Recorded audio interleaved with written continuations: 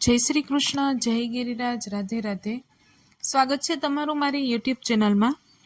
શ્રીમદ ભાગવતના પ્રથમ સ્કંદનો 9મો અધ્યાય છે, આજે લેવાનો છે.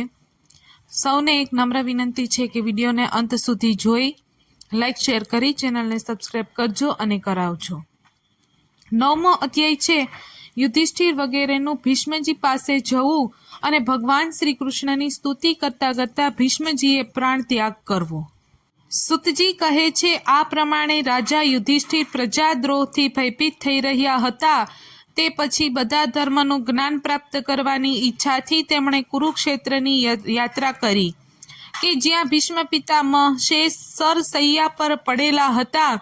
હે શૌનકાદી ઋષિઓ, તે સમયે તે બધા ભાઈઓએ જેમને સારા સારા ઘોડા જોતર્યા હતા તેવા સ્વર્ણજડિત રથો પર સવાર થઈ ને પોતાના ભાઈ યુધિષ્ઠિરનું અનુગમન કર્યું.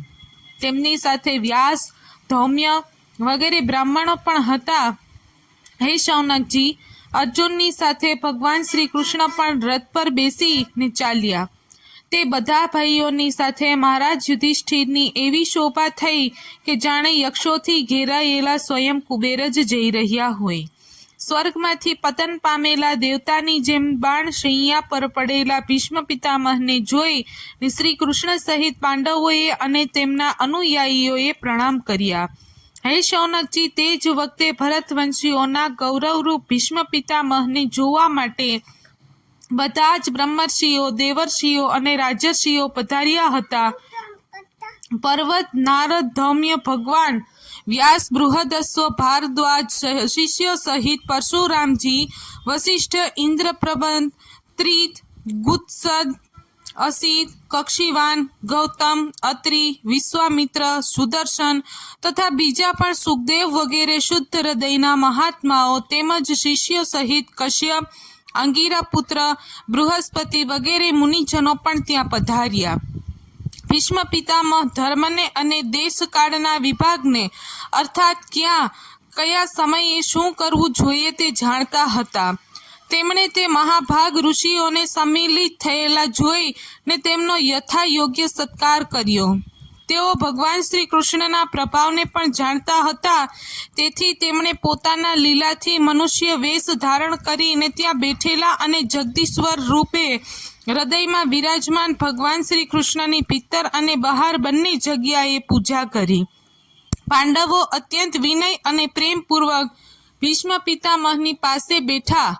તેમને જોઈને ભીષ્મ પિતામહની આંખો પ્રેમાશ્રુથી ભરાઈ આવી.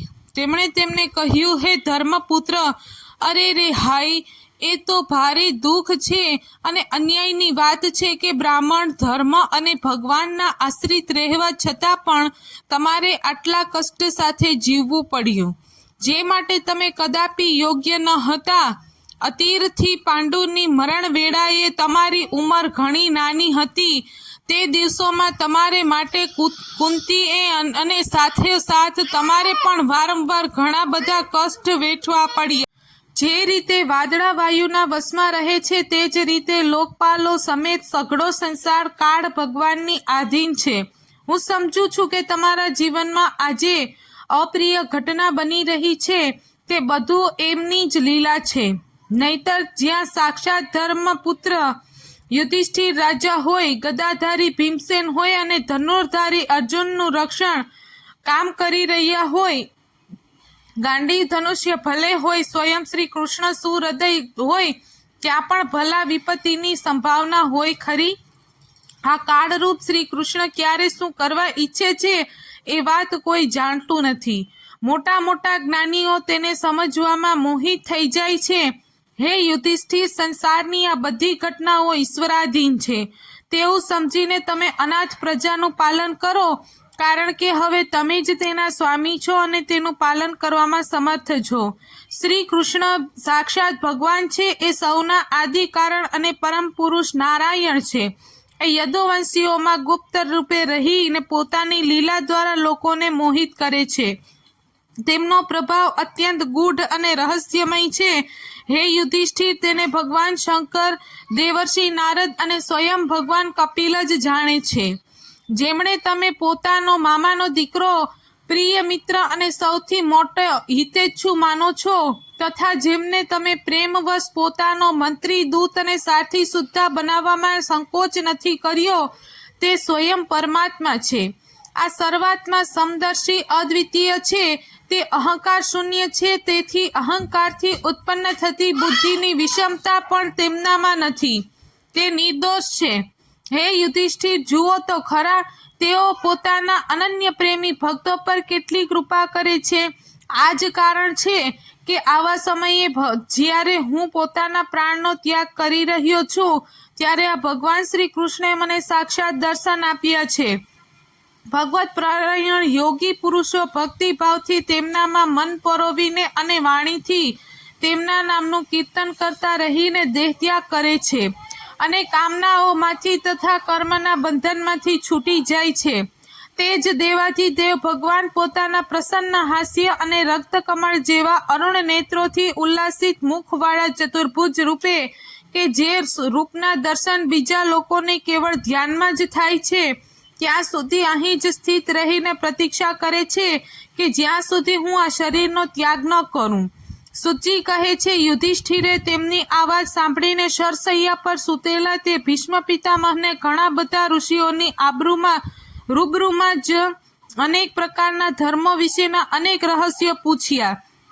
ત્યારે તત્વવેતા ભીષ્મ પિતામહે વર્ણ અને આશ્રમ અનુસાર મનુષ્યનો સ્વાભાવિક ધર્મ, વૈરાગ્ય તથા રાગને કારણે વિભિન્ન રૂપે દર્શાવેલા નિવૃત્તિ પ્રવૃત્તિ રૂપી દ્વિવિધ ધર્મ, દાન ધર્મ, રાજધર્મ, મોક્ષ ધર્મ, સ્ત્રી ધર્મ, ભગવત ધર્મ, આ બધાનું સંક્ષેપમાં અને વિસ્તારપૂર્વક અલગ અલગ વર્ણન કર્યું. હે શૌનકજી, એની સાથે જ ધર્મ, અર્થ, કામ અને મોક્ષ આ ચારેય પુરુષાર્થોનું તથા એમની પ્રાપ્તિના સાધનોનું અનેક ઉપાખ્યાનો અને ઇતિહાસો સંભળાવીને વિભાગવાર વર્ણન કર્યું. ભીષ્મ પિતામહ આ પ્રમાણે ધર્મનું પ્રવચન કરી રહ્યા ત્યારે જ તે ઉત્તરાયણનો સમય આવી પહોંચ્યો કે જેની ઈચ્છા મૃત્યુને સ્વાધીન રાખનારા ભગવત પરાયણ યોગીજનો કરતા રહે છે. તે સમયે હજારો રથીઓના નેતા ભીષ્મ પિતામહે વાણીનો સંયમ કરીને મનને બધી બાજુએથી વાણીને પોતાની સામે સ્થિત આદિ પુરુષ ભગવાન શ્રી કૃષ્ણમાં પરોવ્યું. ભગવાન શ્રી કૃષ્ણના સુંદર ચતુર્ભુજ વિગ્રહ પર તે સમયે પીતાંબર લહેરાઈ રહ્યું હતું. ભીષ્મ ખુલ્લી આંખોથી તેમને જ નિહાળી રહ્યા. તેમને શાસ્ત્રોના પ્રહારથી જે પીડા થઈ રહી હતી તે તો ભગવાનના દર્શન માત્રથી તરત જ દૂર થઈ ગઈ અને ભગવાનની વિશુદ્ધિ ધ્યાન ધારણાથી તેમના જે પણ કેટલાક અશુભ શેષ હતા તે બધા જ નષ્ટ થઈ ગયા. હવે દેહત્યાગ વેળાએ તેમણે પોતાની સમસ્ત ઇન્દ્રિયોના વૃત્ત વિલાસને થંભાવી દીધો અને અત્યંત પ્રેમપૂર્વક ભગવાનની સ્તુતિ કરી. શ્રી ભીષ્મજીએ કહ્યું, હવે મૃત્યુ વેળાએ હું મારી આ અત્યંત શુદ્ધ અને કામના રહિત બુદ્ધિને યદુવંશ શિરોમણી અનંત ભગવાન શ્રી કૃષ્ણના ચરણમાં સમર્પિત કરું છું. કે જેઓ હર હંમેશ પોતાના આનંદમય સ્વરૂપમાં સ્થિત રહેવા છતાં પણ ક્યારેક વિહાર કરવાની, લીલા કરવાની ઈચ્છાથી પ્રકૃતિનો સ્વીકાર કરે છે, કે જેનાથી આ સૃષ્ટિ પરંપરા ચાલે છે, જેમનું શરીર ત્રિભુવન સુંદર છે તથા શ્યામ તમાલ જેવું શામળું છે, જેના પર સૂર્યકિરણના જેવું શ્રેષ્ઠ પીતાંબર લહેરાઈ રહ્યું છે અને કમળ સદૃશ મુખ ઉપર વાકડિયા વાળની લટો લહેરાતી અને લટકતી રહે છે. તે અર્જુન સખા શ્રી કૃષ્ણમાં મારી નિષ્કપટ પ્રીતિ થાઓ. મને યુદ્ધના સમયની તેમની તે વિલક્ષણ છબી યાદ આવે છે. તેમના મુખ પર લહેરાતા વાકડિયા વાળ ઘોડાઓની ટાપની રજથી ધૂળ ધૂસરી થઈ ગયા હતા અને મુખ પર પરસેવાના બુંદ શોભી રહ્યા હતા.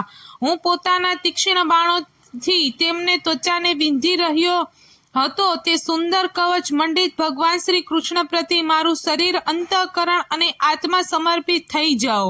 પોતાના મિત્ર અર્જુનની વાત સાંભળીને જેઓ તરત જ પાંડવ સેના અને કૌરવ સેનાની વચ્ચે પોતાનો રથ લઈ આવ્યા અને ત્યાં સ્થિત થઈને જેમણે પોતાની દ્રષ્ટિથી શત્રુ પક્ષના સૈનિકોનું આયુષ્ય હરી લીધું તે પાર્થ સખા ભગવાન શ્રી કૃષ્ણમાં મારા પરમ પ્રીતિ થાઓ. અર્જુને જ્યારે દૂરથી કૌરવોની સેનાના અગ્રણી એવા અમને જોયા ત્યારે પાપ સમજીને તે પોતાના સ્વજનોના વિધથી વિમુખ થઈ ગયો. તે સમયે જેમણે ગીતાના રૂપમાં આત્મવિદ્યાનો ઉપદેશ કરીને તેના તત્કાલીન અજ્ઞાનનો નાશ કર્યો તે પરમ પુરુષ ભગવાન શ્રી કૃષ્ણના ચરણમાં મારી પ્રીતિ બની રહો.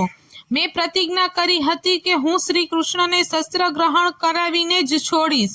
તે પ્રતિજ્ઞાને સત્ય અને ઉચ્ચ કરવા માટે તેમણે શસ્ત્ર ગ્રહણ નહીં કરવાની પોતાની પ્રતિજ્ઞા છોડી દીધી. તે સમયે તેઓ રથમાંથી નીચે કૂદી પડ્યા અને સિંહ જેમ હાથીને મારવા માટે તેના પર કૂદી પડે છે તે જ રીતે રથનું પૈડું લઈને મારા પર ઝપટી પડ્યા. તે સમયે તેઓ એટલા વેગથી દોડ્યા કે તેમના ખભા પરનું ઉપવસ્ત્ર પડી ગયું હતું અને પૃથ્વી કંપવા લાગી. ને આતયાયીઓએ તીક્ષ્ણ બાણ મારીને તેમના શરીરનું કવચ તોડી નાખ્યું હતું, જેથી આખું શરીર લોહી લુહાણ થઈ રહ્યું હતું. અર્જુનના રોકવા છતાં પણ તેઓ બળપૂર્વક મને મારવા માટે મારી તરફ દોડી આવી રહ્યા હતા. તે જ ભગવાન શ્રી કૃષ્ણ જેઓ આમ કરવા હોવા છતાં પણ મારા પ્રતિ અનુગ્રહ અને ભક્ત વત્સલતાથી પરિપૂર્ણ હતા, તેઓ મારી એકમાત્ર ગતિ થાઓ અને આશ્રય થાઓ. અર્જુનના રથમાં રક્ષણમાં સાવધાન જે શ્રી કૃષ્ણના ડાબા હાથમાં ઘોડાઓની રાશ એટલે કે લગામ અને જમણા હાથમાં ચાબુક હતો, એ બંનેની શોભાથી તે સમયે જેમની અપૂર્વ છબી બની ગઈ હતી તથા મહાભારત યુદ્ધમાં મરનારા વીરો જેમની છબીઓનું દર્શન કરતા રહેવાને કારણે સારૂપ્ય મોક્ષ પામી ગયા, તે જ પાર્થસારથી ભગવાન શ્રી કૃષ્ણમાં મુજ મરણાસન્નની પરમ પ્રીતિ થાઓ. જેમની મધુર સુંદર ચાલ, હાવભાવયુક્ત ચેષ્ટાઓ, મધુર સ્મિત અને પ્રેમપૂર્ણ દ્રષ્ટિથી અત્યંત સન્માનિત ગોપીઓ રાસલીલામાંથી તેમના અંતર્ધાન થઈ જવાથી પ્રેમોન્માદથી ઘેલી થઈને જેમની લીલાઓનું અનુકરણ કરી ને તન્મય થઈ રહી હતી, તે જ ભગવાન શ્રી કૃષ્ણમાં મારો પરમ પ્રેમ થાઓ. જે સમયે યુધિષ્ઠિરનો રાજસૂય યજ્ઞ થઈ રહ્યો હતો ત્યારે મુનિઓ અને મોટા મોટા મહારાજોથી ભરેલી સભામાં શ્રી કૃષ્ણે રાજ્યોની અગ્રપૂર્વ પૂજા સ્વીકારી. તે સમયે શોભા અત્યંત દર્શનીય હતી. તે જ સૌના આત્મા પ્રભુ આજે મારા આ મૃત્યુ સમયે મારી સામે ઊભા છે. જેમ એક જ સૂર્ય અનેક આંખોથી અનેક રૂપમાં દેખાય છે, તે જ રીતે અજન્મા ભગવાન શ્રી કૃષ્ણ પોતે જ રચેલા અનેક શરીરધારીઓના હૃદયમાં અનેક રૂપે હોય તેવા લાગે છે. વાસ્તવમાં તો તે એક જ છે અને સૌના હૃદયમાં બિરાજમાન છે. એમના આ ભગવાન શ્રી કૃષ્ણને હું ભેદ ભ્રમ રહિત થઈને પામી ગયો છું. સુજી કહે છે આ પ્રમાણે ભીષ્મ પિતામહે મન, વાણી અને દ્રષ્ટિથી વૃત્તિઓથી આત્મ સ્વરૂપ ભગવાન શ્રી કૃષ્ણમાં પોતાની જાતને લીન કરી દીધી. તેમના પ્રાણ ત્યાં જ વિલીન થઈ ગયા અને તેમનું શરીર શાંત થઈ ગયું. તેમને અનંત બ્રહ્મમાં લીન થયેલા જાણીને બધા લોકો એવી રીતે ચૂપ થઈ ગયા કે જેવી રીતે દિવસ વીતી જતા પક્ષીઓનો કલરવ શાંત થઈ જાય. તે સમયે દેવતાઓ અને મનુષ્યો નગારા વગાડવા લાગ્યા. સાધુ સ્વભાવના રાજાઓ તેમના પ્રશંસા કરવા લાગ્યા અને આકાશમાંથી પુષ્પોની વૃષ્ટિ થવા લાગી. હે શૌનકજી, યુધિષ્ઠિરે તેમના મૃત શરીરની અત્યંતી ક્રિયા કરાવી અને થોડા સમય માટે તેઓ શોકમગ્ન થઈ ગયા. તે સમયે મુનિઓએ ખૂબ આનંદપૂર્વક ભગવાન શ્રી કૃષ્ણની તેમના રહસ્યપૂર્ણ નામો લઈને સ્તુતિ કરી. ત્યાર પછી પોતાના હૃદયોને શ્રી કૃષ્ણમય બનાવી ને તેઓ પોતપોતાના આશ્રમો પાછા ગયા. ત્યારબાદ ભગવાન શ્રી કૃષ્ણની સાથે યુધિષ્ઠિર હસ્તિનાપુર આવ્યા અને તેમને ત્યાં પોતાના કાકા ધૃતરાષ્ટ્રને અને તપસ્વીની ગાંધારીની ધીરજ બંધાવી. પછી ધૃતરાષ્ટ્રની આજ્ઞાથી ભગવાન શ્રી કૃષ્ણની અનુમતિથી સમર્થ રાજા યુધિષ્ઠિર પોતાના વંશ પરંપરા પ્રાપ્ત સામ્રાજ્યનું ધર્મપૂર્વક શાસન કરવા લાગ્યા. ઇતિ શ્રીમદ ભાગવત મહાપુરાણ પ્રથમ સ્કંદ વિશે અધ્યાય 9મો સમાપ્ત. આવતીકાલે 10મો અધ્યાય લેવાનો છે. તો મારા વાલા મિત્રો વહેલા આવી જજો. આજનો સત્સંગ અહીં પૂરો થાય છે.